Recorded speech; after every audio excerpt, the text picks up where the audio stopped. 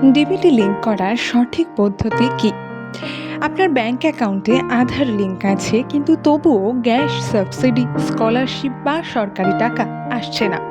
তাহলে একটা বড় কারণ হতে পারে ডিবিটি লিঙ্ক না থাকা। ডিবিটি লিঙ্ক করার সঠিক পদ্ধতি কি?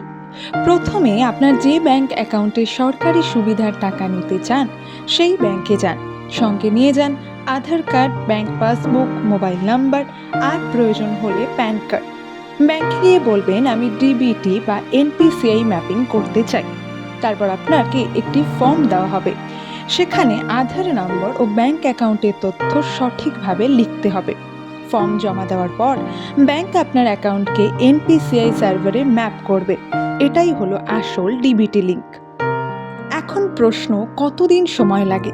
সাধারণত 2 থেকে 7 দিন কার্য দিবসের মধ্যে এই ডিবিটি লিঙ্ক হয়ে যায়। কিছু ক্ষেত্রে 10 দিনও লাগতে পারে।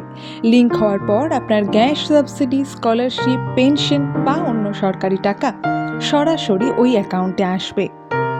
সবচেয়ে গুরুত্বপূর্ণ কথা, একাধিক ব্যাংক অ্যাকাউন্ট থাকলে যেটা সর্বশেষ ডিবিটি ম্যাপিং হবে, সাধারণত সেটাই প্রাইমারি অ্যাকাউন্ট হয়ে যাবে।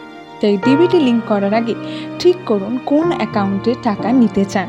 ভিডিওটি উপকারী লাগলে লাইক এবং সাবস্ক্রাইব করে পাশে থাকুন চ্যানেলটি। ধন্যবাদ।